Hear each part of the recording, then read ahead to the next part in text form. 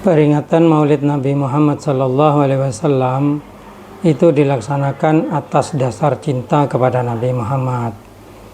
Jadi memang pelaksanaannya itu atas dasar cinta, sehingga sangat mustahil hukumnya orang mencintai Nabi Muhammad dengan cara membacakan sholawat Nabi bersama-sama dengan para tetangga dan keluarga, itu dihukumi haram, sangat mustahil.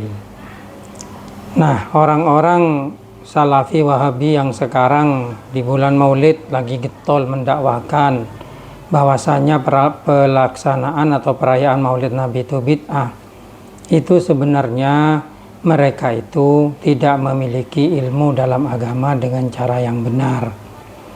Mereka memanipulasi hadis-hadis yang mengarahkan untuk menghukumi haram kepada Maulid Nabi.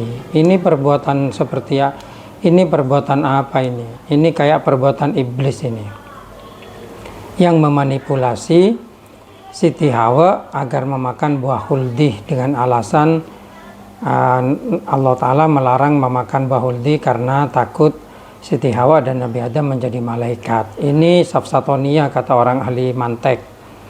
Oleh karena itu sekarang kan lagi getol itu orang Wahabi mengharamkan, membid'ahkan perayaan Maulid Nabi.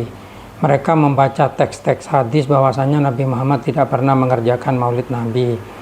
Mereka itu sebenarnya menipu kepada umat. Orang merayakan Maulid Nabi itu karena cinta kepada Nabi. Dirayakannya pun bukan dengan perbuatan maksiat, dirayakannya dengan membaca sholawat, dengan bersedekah. Ini kok bisa diharamkan? Ini nggak masuk akal.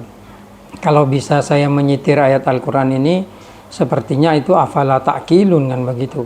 Tidak punya akal orang yang mengharamkan begini-begini. Ya mungkin mereka itu salah memahami agama. Mungkin gurunya yang salah atau mereka yang menerima agama itu salah. Tapi memang Salafi Wahabi ini hobinya kan menyalahkan orang. Hobinya itu seakan-akan dirinya yang paling benar dan kemudian menganggap orang lain itu bid'ah, syirik, sesat. Padahal dirinya sendirilah yang sebenarnya menyebabkan kerusakan kepada umat. Mereka melarang melarang perbuatan-perbuatan yang di dalamnya itu mengandung pahala hanya karena tidak pernah dikerjakan di zaman Nabi. Padahal itu bukan ibadah, bukan bagian dari ibadah. Sedangkan bid'ah itu hanya berlaku di dalam hal-hal yang bersifat ubudiyah saja. Ialah dalam hal-hal di mana Allah telah menciptakan cara untuk menyembah Allah. Nah, cara itu tidak boleh dirubah, tidak boleh ditambah-tambah. Karena takut jatuhnya seperti Yahudi dan Nasrani yang kemudian agamanya menjadi tidak murni. Sedangkan untuk budaya-budaya seperti pembacaan Maulid Nabi, perayaan Isra Mi'raj, tahlilan dan sebagainya, itu tidak termasuk dalam kategori yang bisa muncul bid'ah. Karena ini tidak dijadikan sebagai ubudiyah. Dan itu hanyalah budaya-budaya bagus yang manusia boleh membuat kreativitas di dalam budaya-budaya yang bersifat baik seperti ini.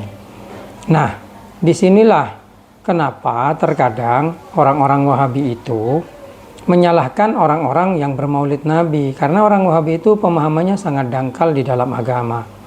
Sedangkan perayaan Maulid Nabi Muhammad SAW sendiri itu adalah hal yang sangat positif, karena mengajak kepada semua umat Islam untuk mencintai Nabi dan memperingati hari kelahiran beliau.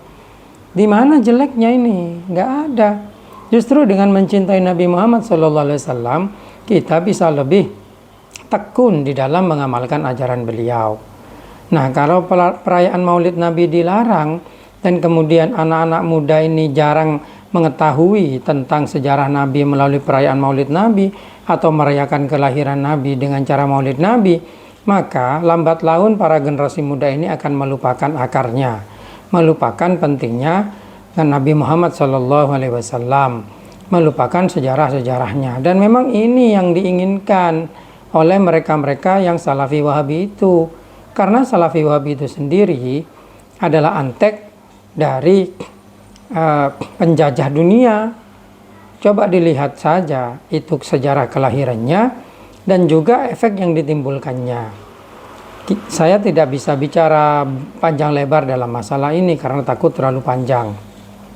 Cuma kita harus mengetahui dengan jelas bahwasanya kemunculan aliran Salafi Wahabi itu sendiri itu muncul dari gerakan politik yang bertujuan untuk menguasai umat Islam di seluruh dunia agar bisa diatur dan dikontrol oleh si penjajah dunia itu. Oleh karena itu berhati-hatilah untuk mengikuti ajaran-ajaran yang tidak jelas seperti ini.